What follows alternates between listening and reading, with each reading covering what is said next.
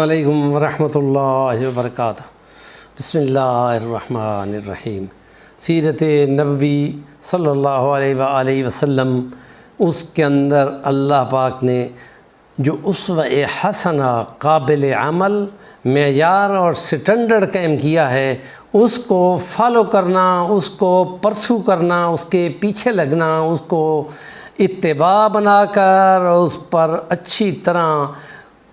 قربانی کے جذبے کے ساتھ، اتباع کے پورے جذبے کے ساتھ، عشق اور محبت کے تقاضوں کے مطابق چلنا، یہ ایمان ہے۔ اور اس کے اندر جو عقیدہ بنے گا نبی پاک صلی اللہ علیہ وسلم کے ساتھ اور آپ کی ختم نبوت کے ساتھ اور آپ کی بشریت پہ اعتقاد رکھتے ہوئے اور آپ کی خوبیاں اور آپ کے اخلاق حسنہ کو سمجھ کر اور پھر آپ کی سیرت کو عملی جامہ پہنانا، یہ مقصد زندگی ہے۔ اور اس لیے اللہ پاک کے پیغمبر صلی اللہ علیہ وسلم کی سب سے پیاری زوجہ ہماری ماں عائشہ نے فرمایا تھا، کان خلقہ القرآن، تمام اخلاق نبی پاک صلی اللہ علیہ وسلم کا اللہ کا قرآن تھا۔ اور اس میں 28ویں پارے کی سورت کے اندر ایک واقعے کی طرف اشارہ ہے کہ جو ہمارے نزدیک کے اسوہ مقابلتاً میلاد کے، تاکہ اسوے کے اندر نمونہ زندگی کے اندر جو انسانی زندگی کے واقعات ہیں ان پر اعتقاد رکھا جائے اور ان کو فالو کیا جائے، اور اس کے اندر جو عقیدہ بنتا ہے وہ عقیدہ رکھا جائے کہ سب کچھ اللہ جانتا ہے اور وہ جو چاہتا ہے اپنے نبی پر القاء کرتا ہے۔ تلک من انباء الغیب نوحیہا الیک ما کنت تعلمہا انت ولا قومک من قبل ھذا، وہ جو اللہ پاک چاہتا ہے وہ اتارتا ہے، جب نہیں چاہتا تو نہیں اتارتا، یہ بھی اعتقاد رکھنا ہے۔ اور اس میں دو ہماری ماؤں، حضرت ام عائشہ اور حضرت حفصہ جو حضرت عمر فاروق کی بیٹی ہیں، ام عائشہ حضرت ابوبکر صدیق کی بیٹی ہیں، نبی پاک صلی اللہ علیہ وسلم نے وہ آیت نمبر 3 سورۃ تحریم کی، اس میں فرمایا وَإِذْ أَسَرَّ النَّبِيُّ إِلَىٰ بَعْضِ أَزْوَاجِهِ حَدِيثًا فَلَمَّا نَبَّأَتْ بِهِ وَأَظْهَرَهُ اللَّهُ عَلَيْهِ عَرَّفَ بَعْضَهُ وَأَعْرَضَ عَن بَعْضٍ فَلَمَّا نَبَّأَهَا بِهِ قَالَتْ مَنْ أَنبَأَكَ هَٰذَا قَالَ نَبَّأَنِيَ الْعَلِيمُ الْخَبِيرُ۔ یہ ہے وہ واقعہ۔ یہ واقعات جب ہم سیرت اور اسوہ کے طور پہ لیں گے تو ہماری رہنمائی اور ہمارا اعتقاد ایمان بنے گا۔ نبی پاک صلی اللہ علیہ وسلم نے چپکے سے اماں عائشہ کو فرمایا تھا کہ میرے بعد ابوبکر صدیق کی خلافت ہوگی،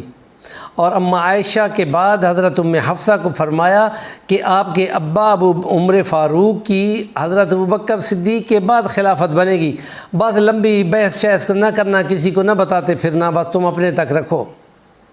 لیکن انہوں نے آپس میں ڈسکس کر لیا،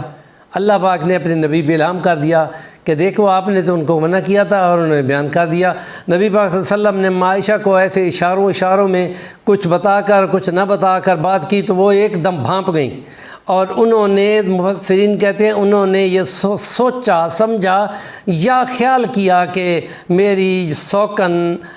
حضرت حفصہ نے حضور پاک کو بتا دیا ہے، تو اس لیے وہ فوراً بولی من انبأک ھذا، آپ کو کس نے بتایا؟ یہ نہیں کہا کہ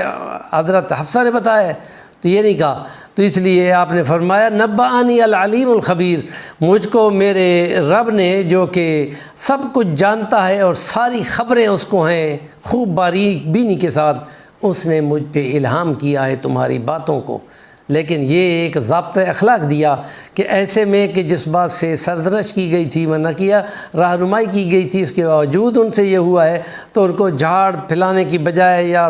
سختی کرنے کی بجائے بس اشاروں میں بات کر دی اور اپنی ناراضگی کا اظہار بھی کر دیا۔ تو یہ اپنے میاں بیوی کے تعلقات کے سلسلے میں ایسے بہت سارے واقعے ہیں جو نبی پاک صلی اللہ علیہ وسلم کا اسوہ حسنہ ہے، انسانوں کے لیے نمونہ ہے، اور اس میں ہمارا اعتقاد بھی نکلتا ہے کہ وہ یہ عقیدہ رکھتی ہے کہ نبی پاک غیب نہیں جانتے، نبی پاک جو بتاتا ہے تو تب اس کو معلوم ہوتا ہے، جب وہ نہیں بتاتا تو ان کو علم نہیں ہوتا، یعنی جب وحی آتی ہے تو ان کو خبر ہوتی ہے، جب ان پر وحی نہیں آتی تو وہ انتظار کرتے ہیں۔